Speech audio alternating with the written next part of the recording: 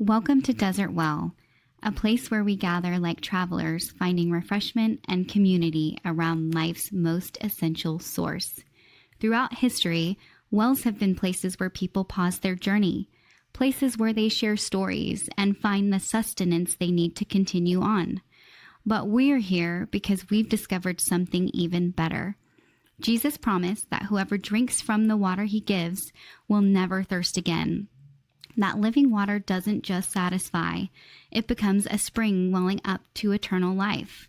So whether you're navigating the challenges of family life, wrestling with questions of faith, or simply trying to live faithfully in a complicated world, we invite you to pull up a chair around this well.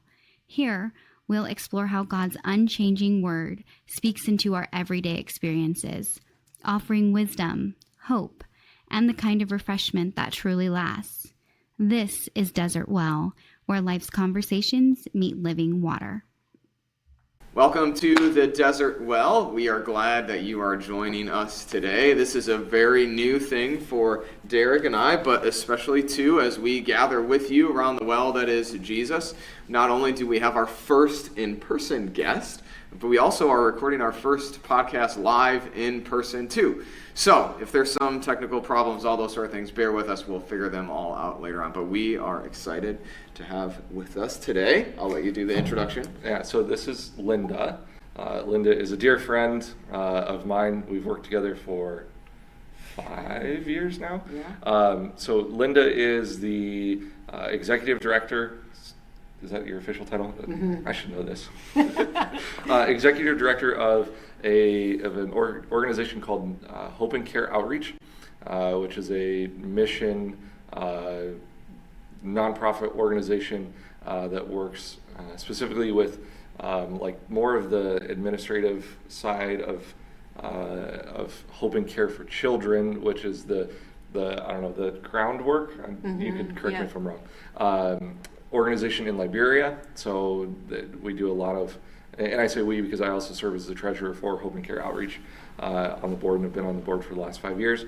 But I'll let Linda kind of talk more about the specifics. But Linda, yes, dear friend, heart for Jesus, absolutely, heart for mission work, and so we hope that you get that sense too, that outside of our Las Vegas community, that there is much more Jesus work to be done, and that's where Linda's heart is, and so that's one reason why we asked her to be on today too. Thank you, Derek. Thank you, Pastor Jared. Absolutely. Very happy to be here. So I think one of the things that I love about hearing people's stories and how God is at work in their life is that it's always encouraging to us, because then it's a reminder that first, God is bigger usually than we think.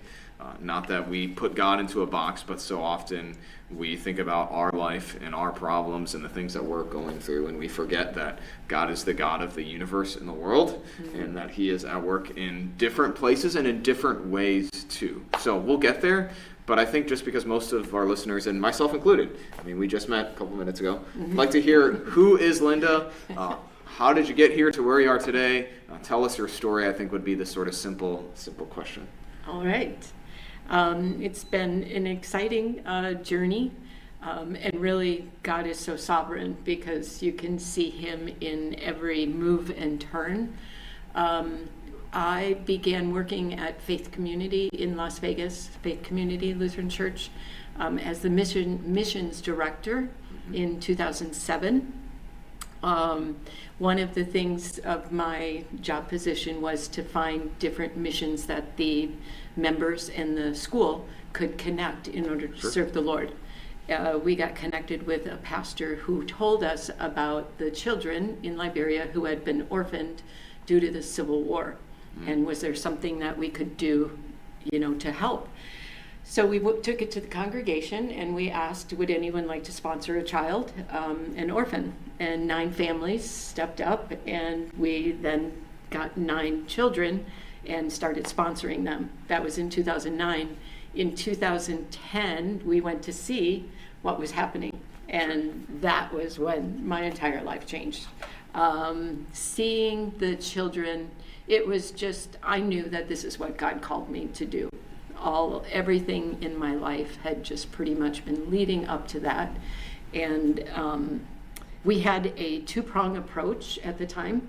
We were working with the local church that was caring for these children, but then we also worked with the national church to help share the gospel and support them in sharing the gospel, because they had just come out of a civil war, so there wasn't a lot of resources.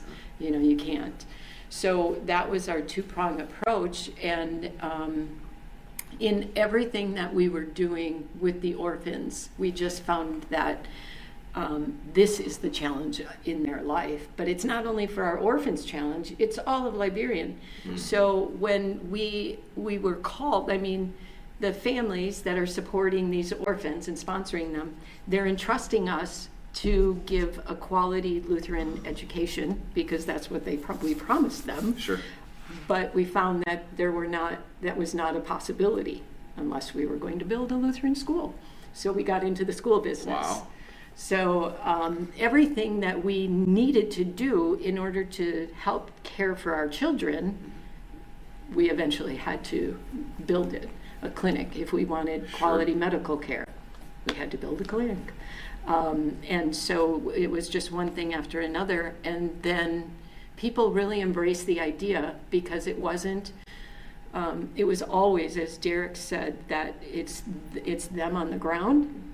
We don't have an American there. It's a Liberian program for the Liberians, run by the Liberians. And so that has generated an interest and a passion by people. They love the idea, and God just kept blessing it.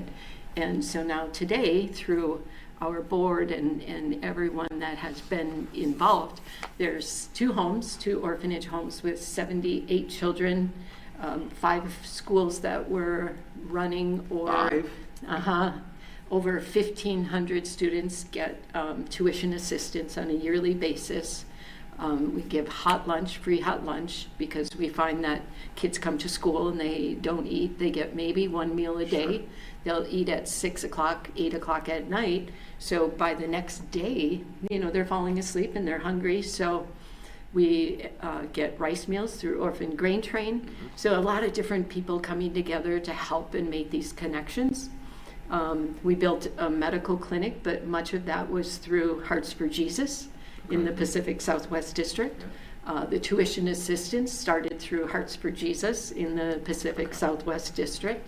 So it's just been growing. And so eventually in 2021, it was to a point where we needed to break away from the church to have our own fiduciary responsibility, which Derek heads up magnificently, by the way.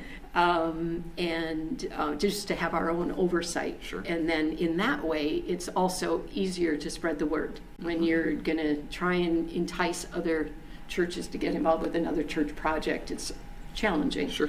But a nonprofit, it opens many doors. So it's been good. And so how you've been involved with it since it began? 2009. In its inception. So like 16 years. Yep. Going on.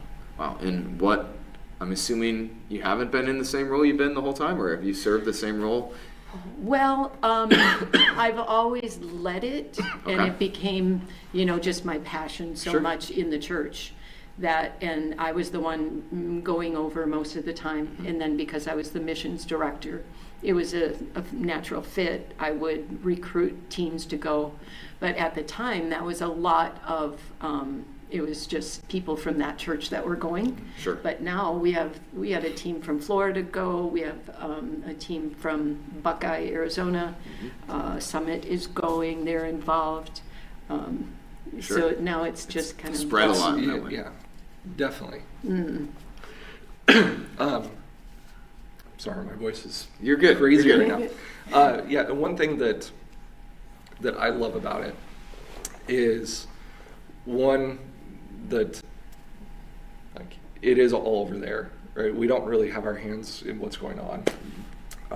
So they get to kind of dictate what happens with their own people. Sure. Mm-hmm. They know their own people better than we do. Mm-hmm.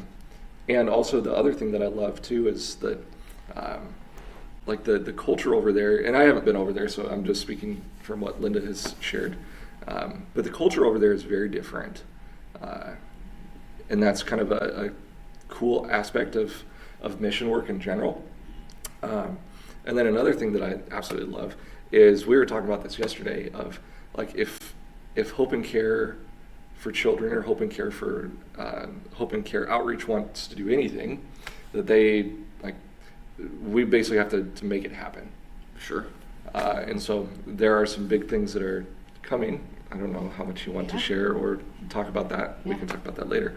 But it's just fun to see, like, even in my 5 years, how God has worked through people to spread his word throughout the world, right? Specifically in Liberia, but also elsewhere. Mm-hmm. Right. So what you said, that it was it's become a passion for you. So what about it produces that in you, or what we like to use maybe the language of like fill our cup. So what fills your cup as you do this, as you give? I mean, it sounds like you're giving not just of your time, but of your life in many ways. Oh, yes. Right? And usually when we give of our life in that way, Just a little bit. It requires us to have much more than I just like this project, or I just think it's beneficial. So I'm curious what. And you're so right, because the passion, there's so many frustrations in it. You know, there's some days that I just am hitting my head against a wall, and if I did not have that complete passion, right, you know, you just walk away from it and go, this is just not worth it. So my passion is the children. I think it's been the passion of the ministry since day one. No matter what we do, if we're out in the bush planting a church, and we are engaged in church planting, we're engaged in farming and all the other, but it always comes down to the kids. And the vision was always that that this would be a generational plan. The kids are going to be that next leader in Christ, that are leading their communities, their country in the Lord, but in development as well. So now to see our kids in college, we have 10 kids in college. Right. One of them is a senior. He was texting with me, a senior in college. He was texting me this week, and we were talking about what he's going to do in the ministry when he graduates. And he said, you know, Ma Linda, this is my ministry. And I said, I know it is. He said, it's for us. I said, I know. What do you want to do when you're done? He said, well, you know. So he's talking about the different options. We have a girl who's a junior in college in accounting, and financial, you know, it's not the strong suit there. There's a lot of corruption. So to know that there is someone from our home who has that integrity, that honesty, and the ownership, you know, that this is mine. I'm not going to steal if I own this. And it's for my sisters and brothers coming up. And so to see the kids that, you know, Josephine, who wants to be the business manager, she's the junior in college. She started, we met her, she was in diapers. Sure. So to see that, and you know, back then it was just a vision. It was it was a plan. Sure. You don't know Big if it's idea. gonna, right? Yeah, you don't know if it's gonna come to fruition. Right. And now here they are in college, and they're ready, and they're taking the ownership. Yeah. That's really cool. I mean, you're seeing the fruit of years, literally, of ministry, of love, of people, of forming those relationships with people. That's really cool to see. It is. And then the kids, they're passionate about going out. When we bring mission teams in, we want to give them like a dual experience, because when you come in and you stay at Hope and Care, I call it the Hilton of Liberia. Our board president, she thinks I'm crazy. She's been there. She's like, Linda, that's not a Hilton. And I said, well, when you look at the interior, you know, because we have running water, we have electricity, we have internet, we have beds. Sure. We go in rural, you're laying on the cement, maybe on a blanket, no electricity anywhere, no internet for miles, and no running water. And so it is kind of the Hilton. But we bring our kids out with us when we go do the church planting. And so our kids get that experience of what it is to live in where they came from, and where many people are still living and how they're living. but also that they know that, to serve the Lord is also going out and sharing the gospel. So the kids are a part of everything that we do. Right. It was maybe 3 episodes now.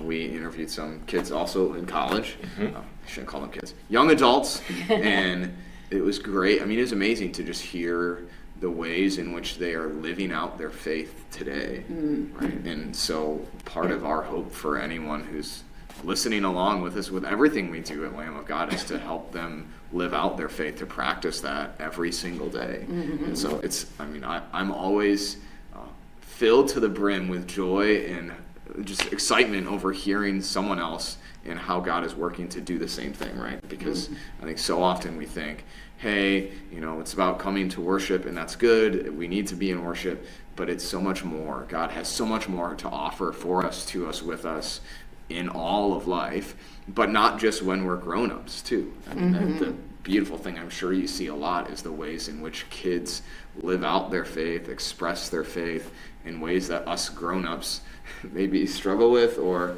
maybe don't express as genuinely, if you will. And that is, it's the task of what Jesus called us to do, which is amazing to see. So what, I hear church planting, I hear a school, I hear a medical facility. What are all the things? It seems like you have an endless list of things you do.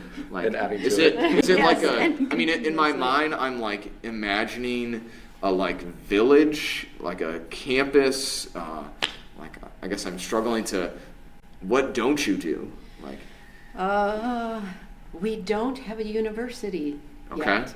You don't have a university yet. Keyword yet. Gotcha. But, think about the struggle that during the Civil War, almost every university was decimated or gutted. And so all of the education stopped. There is no Lutheran university, and there's a good deal of corruption. And so it is feasible for you to buy your degree and never set foot in the classroom. Oh.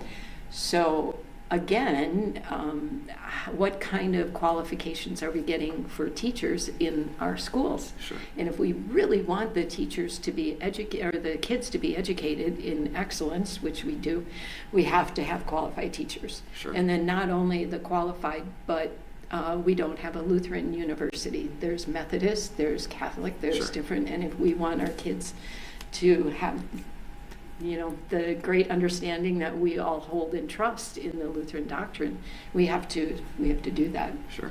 So we are looking at that. That's a big, huge prayer if anyone would join us in that. It's a possibility. We have some people that are looking at donating towards that university.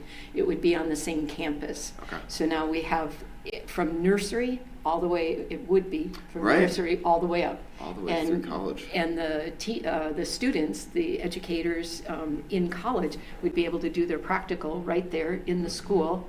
And then we're looking at a medical, so 2 colleges to begin educational and medical. And then the medical students can also do their practical in the clinic. Right there in the clinic, sure. Wow. And then it's right there under our administration, so we can work out all the kinks, we can have a closer look at everything. So that's the big, we don't do yet. Sure, absolutely. That's a huge potential, right? You think about, hey, if I get someone when they're a little baby, the opportunity is seemingly endless to shape and form, to impact them, not just for life, but for faith too. Yes. And so you have all of life, which in some ways, so I didn't say this when we started, we're recording at the Lutheran Educators Conference here. Live from Phoenix. That's right, here in Phoenix. Sorry, I've been waiting to say that the whole time. There you go. We can stop recording now. Derek's got the stage line. My cup is filled. And so, in some ways, that's what this conference is about, is trying to equip teachers to do the formation, help them teach Jesus and reach into the kids and their families, all those sort of things. But I'm curious, we've asked a couple of people this. I would call you a Lutheran educator. Maybe they might not view yourself in that way. But what would you say is the heart of Lutheran education? I have to come at it more from a Liberian Sure, perspective. please. Because I haven't been in many classrooms in America. The heart of Lutheran education there, I believe, is it's the excellence. It's focusing. It's not just on the fact that we're Lutherans, but how does that mean in all of life?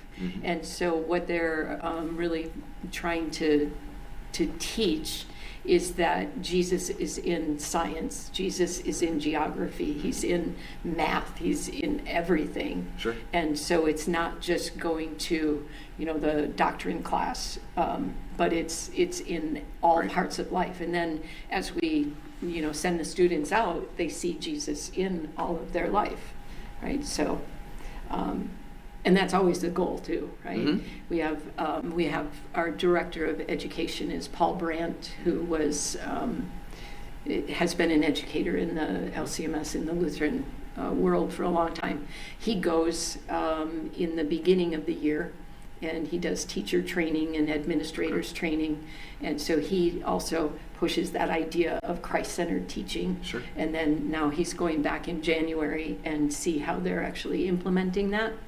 So, yeah, education is really our heart. Right.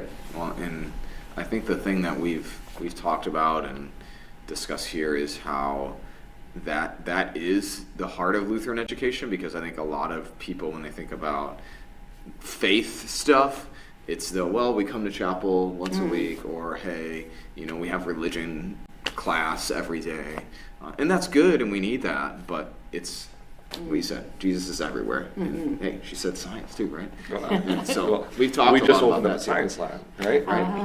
So yeah, lots of cool things. And one thing that I want to talk about too is education looks different over there. Maybe not the structure of education, but the four walls around us, right, look very different. The amount of technology is very different. So when we think of what education looks like here in America, it is very different from what education looks like in Liberia. And what they can do over there with what they have is absolutely incredible. Yeah. And so I don't know if you want to talk about that. You mentioned tuition assistance, but what is it costing to provide education in Liberia for the students? It averages out to about $100 per year. Now there are some schools. $100. Sorry, let's one more time, just to make sure no one missed that. $100 a year. Per year. Wow. There are some schools that are a little higher, like our Joe Zone school is higher because we do have a science lab. We have an e-library. We have a library. Different things, but then our other school in Banga is about $30 per year, U.S. So when you average it out, it is about $100 per year. Now you can go to one of the public schools, and that is basically free. There are some fees, but you get what you pay for. Sure. And in the government schools, that education might come with a teacher. But out of the 10 months of the year, there might be 8 months that teacher never shows up. Really? Sometimes there's no desk. And so if you want to sit down during the school day, you have to carry your chair with you to school. So you'll see kids carrying chairs on their heads. Wow. There is generally a chalkboard, but sometimes it has 10 or more cracks in it. Not always chalk. Sometimes the teachers have to bring their own. There are no textbooks. The child brings their copybook, and almost everything is copied from the chalkboard. Wow. But the teachers don't always get paid regularly. They're on a contract, but they don't get paid. And so when you talk about government shutdowns, they have them all the time. And so the teachers can go months without getting paid. And we all have families. Sure. Right. You have to feed your family. So the teacher is going to go on the farm or wherever in the market and sell. So the kids often don't even have a teacher. So that is what it looks like. We had this great idea that I didn't know in the beginning that science labs weren't a thing. It's just not a common to have a science lab in a school. So we said, hey, let's do a collection. Let's take up and get microscopes and test tubes and Bunsen burners and magnets and Right. all this. So we did a huge thing and got a good amount and shipped it. Took years to actually do all the collection. We got everything there, and we found out that the teachers with bachelor's degrees had never set foot in a lab. They didn't know how to conduct a lab. Sure. So now we had to go through and Right. train all of our teachers. And so many of the things that we just take for granted, that if we get the resources there, it'll be fine. That's it. Then you have to go back. We did that with ultrasound machines for our clinic. Liberia has one of the highest maternal death rates in the world. Wow. And young girls get pregnant and they give birth in the village through traditional midwives. They die if there's a complication. So we were told by many experts, and what has been what we found is that if we get an ultrasound machine there, that will entice the girls and the women to come to the clinic to have the babies in the clinic. So we bring the ultrasound machine over, but no one can use it. No one. Sure. Not even doctors. I have been trained on this. So we had to find someone to come to Liberia Right. and train them. And we did, thankfully. And now he is very involved in that. So we are looking at not only just the nursing, but having an ultrasound in the university, having an ultrasound, a lab tech, all of that. So God just continues to provide through that. But we don't even realize the lack that is there and just the black hole in many places until we actually get into it. Yeah, like the science lab thing is completely wild, because if we take a science class in middle school or in high school here, what do we have? We have microscopes, beakers, all the different chemicals and things, and that's just not standard. Not at all. And so a lot of the things that we considered standard here are just absolutely not there. Yeah. Which, they're not worried about the things that we're worried about. I should rephrase that and say the other way around, right? We don't typically have to worry about the essentials, where that might not always be true over in Liberia. Mm-hmm. Very much. So, again, I think we're hearing similar themes. So whether it's training people to be that gospel person, right, seeing themselves as the person who has ministry, whether it's equipping people to do the work of, hey, we've got this ultrasound machine, but instead of always flying somebody over to do this and we'll come do it for you, we're going to get someone there so that then they can do it so that you can learn. And I might have a lot of ignorance here, but that doesn't seem to be the way in which a lot of non-profit charity work goes. At least how I picture it in my mind is a lot of, hey, we'll send the smart people over to you, and then we'll do it for you, and then we'll leave. Mm-hmm. And then you're kind of just stuck, right? So thanks for this really nice thing. Mm-hmm. It's going to sit here now because you're not here and we don't know how to use it. Exactly. I guess from your perspective, is that a fair summary of what you see? I mean, do you see other, we don't need to say names or anything like that, obviously, but is that a way you see other organizations operating? And then where does that heart to train them in all things come from for you? Mm-hmm. Let me start with that last one. I think early on when we started doing missions, we were reading a lot of books and researching a lot about different mission approaches. Mm-hmm. And some of the books that we read was When Helping Hurts, mm-hmm. Yep. And Toxic Charity. Yep. And those were very formative in the beginning. It left us, though, in a place where, okay, don't do this, don't do this. What can I actually do to help? I was so frustrated. I'm like, I don't get it. That's right. Are we supposed to close up shop? And that basically led to the idea that we have to, it's all about relationships.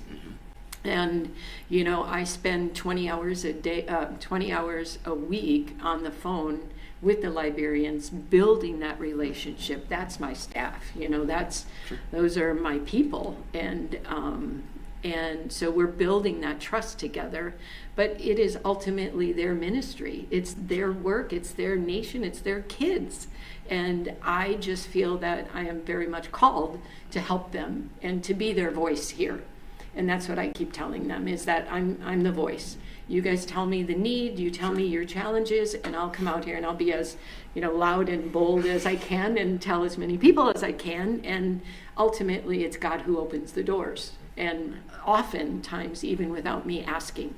But I can't tell you how many people have told me, and very educated, very experienced, very wise people have said, you're crazy. You can't do this without having an American on the ground. Sure. And I can't give, I know that it's hard, I know that it's challenging, and I know that we're going to have a lot of issues, but I can't give up that philosophy and thinking that this is theirs. And if we go over there and start saying, okay, do this, do that, this is what we're going to do. I've seen it myself. I've made the mistake many times over the years where I've said, okay, this is a really good idea, we should do this. And I can hear in their voice the hesitancy, like, we don't really want to do it. Sure. And it dies.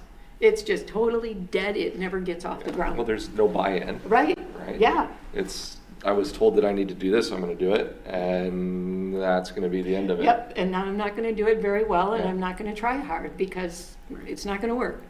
But if we talk about it and they really do buy in and they grasp it, and that's a great idea. Okay, that's a different story. Sure. Or if they come to me, which often happens, and they say, this is what we want to, let's make this happen.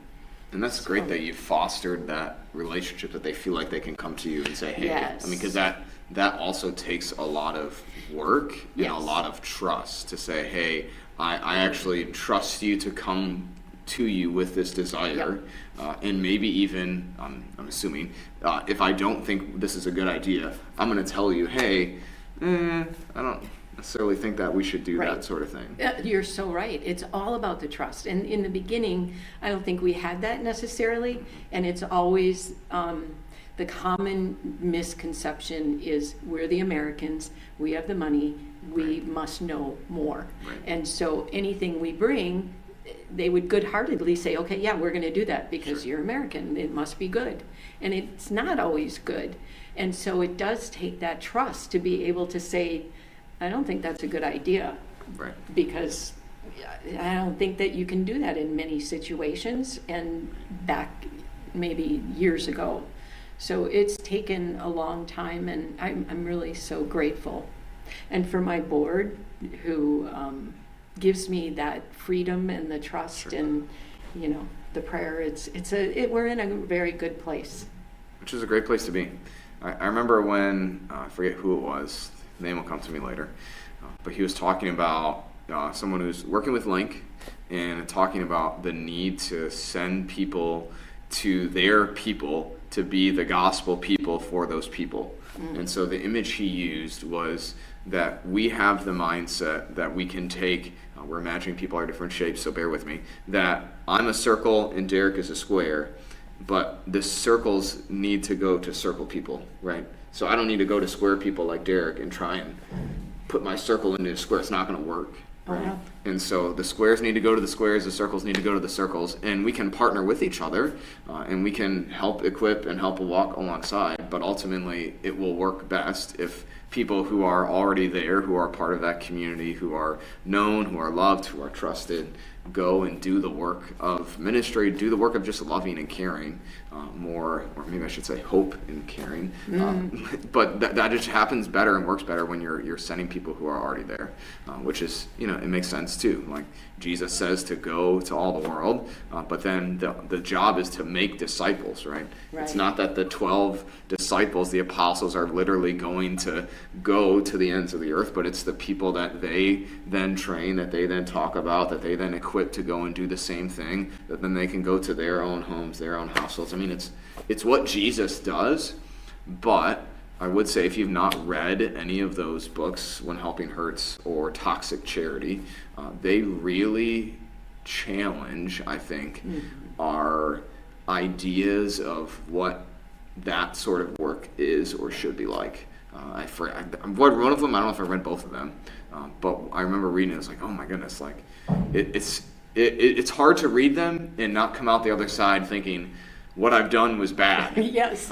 Which you can debate whether that's good or not, but it does prove a point that we should think, right? That we should think before we say, hey, I think this person needs that, or I think they need us to be the, savior to come in and fix them. And so as someone who's read through those, I think it's not only more faithful to what Jesus would have us do, but I think it's just a helpful thing for people to experience care and hope in that way.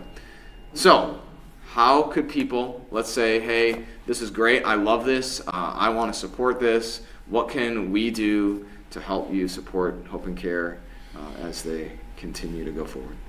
Well, if anyone would love to pray for one of our children, we have opportunities to just strictly pray for one of the orphans. Cool. And they all desperately, as we all do, need prayer. We have children from 3 years old all the way up to senior in college. Some are going through real challenges. Some have come from terribly traumatic situations, and they still haunt them to Sure. this day, and so overcoming that is hard. But if anyone would like to sponsor a child financially, you can sponsor an orphan for $95 a month. People can sponsor. What does that get for them? So help us understand, what does my $95 get for an orphan? All right. That includes all of their education, a Lutheran education, their living in a Christ-centered home, their medical, and all their clothing and everything. So Sure. anything that a child would need. And then in exchange, the children are matched up with that sponsor, and they exchange letters and photos throughout the year. So there's a relationship that is fostered. Some of the sponsors, they accept those children as their own. This is their child. We have one sponsor who said, this is my daughter. I'm going to put her through college, and they have already just paid for the whole college education. Wow. And in Liberia, there's about 3% of the children or youth go to college with two parents. For an orphan to go to college is like winning the lottery. Sure. It just is virtually impossible. So these kids are, God has a superb plan. I'm just so excited for them. But then also you can sponsor a child to go to school. There's not that relationship that goes with it, but you know that you have put a child through school for a year. That's $100 for the year. Someone can come. They can go. And if they want to go to Liberia, there's always anything to do. We try to match up what a person's skill set and experience in life is. And so as an educator, you could go and train some of the teachers. If you just like kids, we have 50 kids, and you can tutor the kids. You can do arts and crafts with the kids. You can anything like that. Anyone in the medical field, no matter what it is, because we have that variety. Right. Of You things. have everything, right? So it's kind of a, hey, if there's something you want to do, come in. Yeah, one thing that you didn't mention was the Tailor shop. Oh yes, we are just launching. Not everyone is suited to go to college, right? Sure. And we have all these kids, and just not all of them can. But we need our promise to the kids and to ourselves is that we would bring every child to sustainability, that they're going to be able to go out in the world and take care of themselves. In Liberia, you don't really go and buy shirts like this. You go to the you go to the cloth store, and you buy a piece of cloth, and then everyone has their own tailor. And you take your cloth to the tailor and you tell them, I want this and I want this.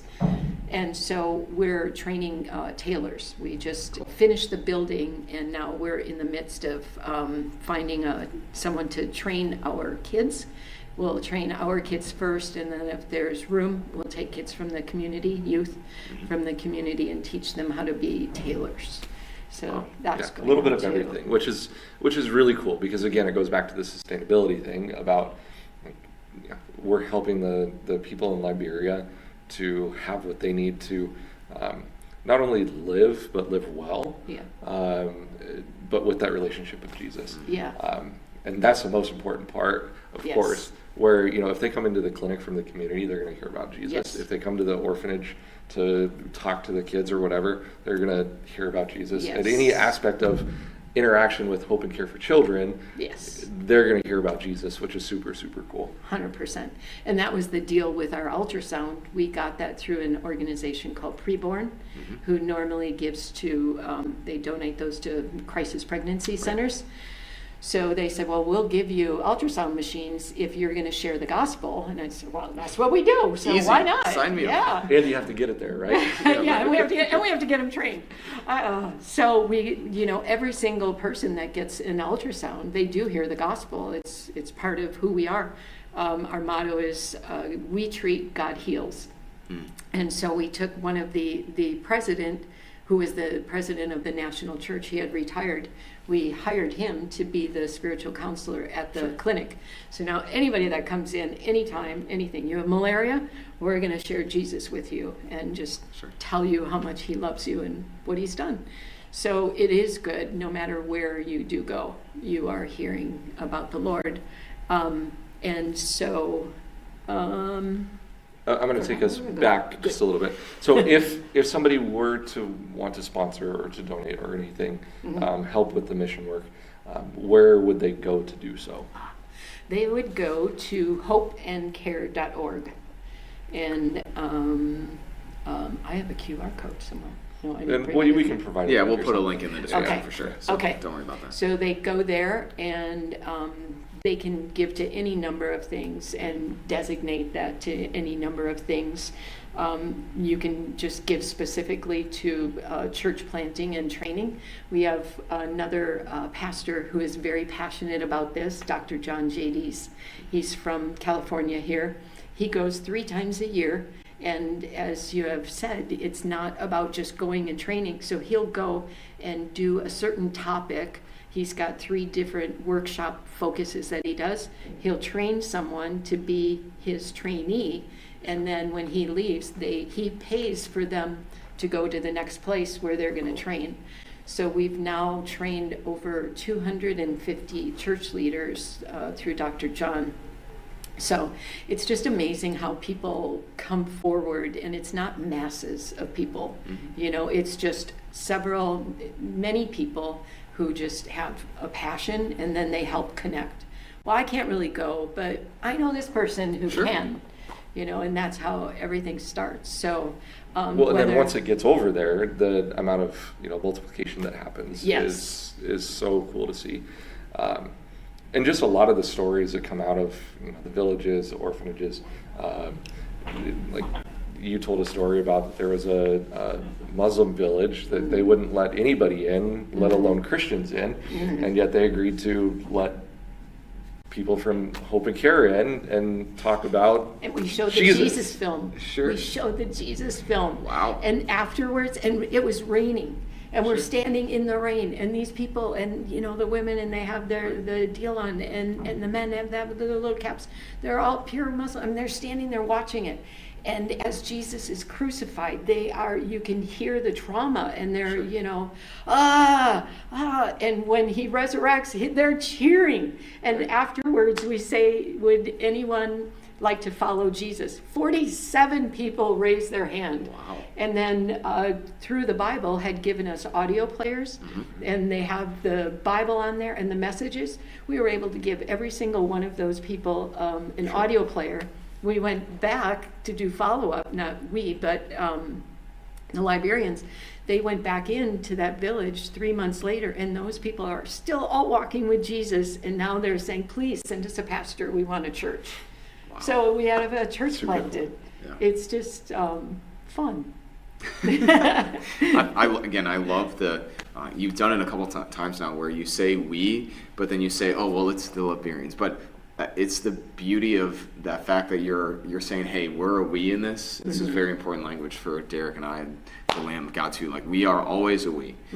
But again, especially when we're thinking and working with people who don't think, act, necessarily look like us too, that takes that much more time to get there. But the fact that, I hear it as you talk, I hear it in the examples that you have too, which is just awesome to see that, hey, this is a church of Jesus for all people, right? We hear in Revelation that people from all nations, all races, all tribes will be around the throne of Jesus singing his praises at the end of the age. And it's a beautiful, wonderful thing to just sit back and say, wow, like, this God that we worship is so big.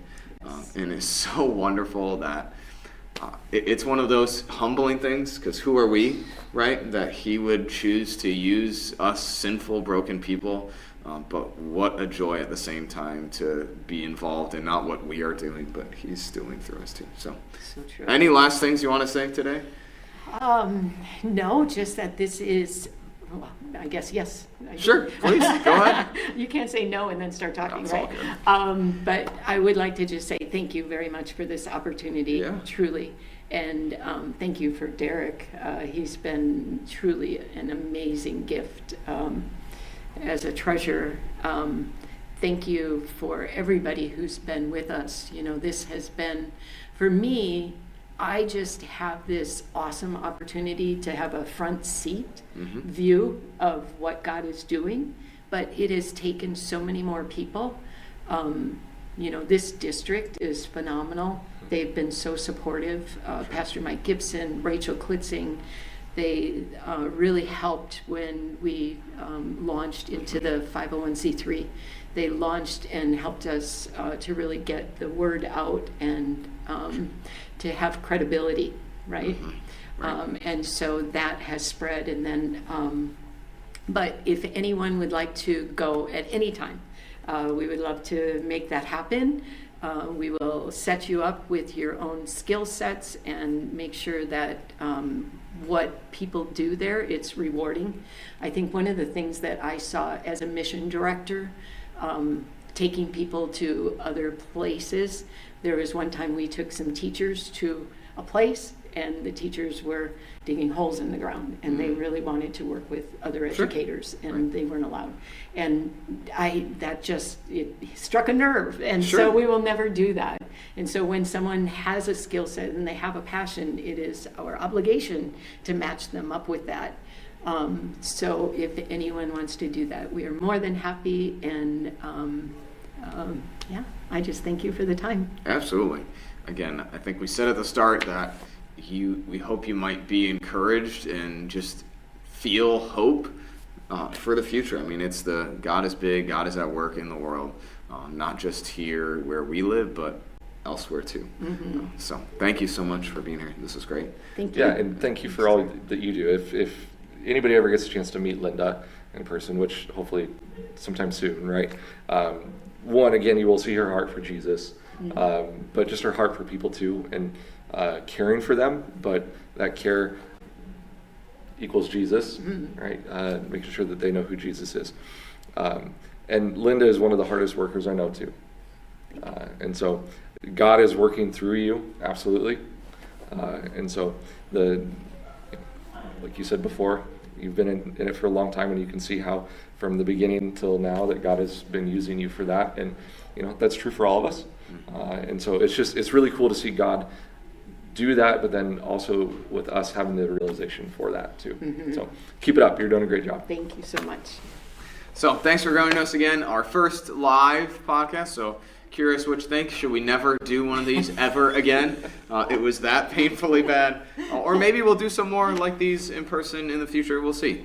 But please, as always, make sure you share this if you found it helpful with somebody who might find, or maybe you know of, that has skills and abilities, maybe that you think they would be good at this or that. Please share with them that they might see this and then maybe go over there to Liberia. So Anyway, we'll catch you next week as we gather around the well that is Jesus. Thanks for being here.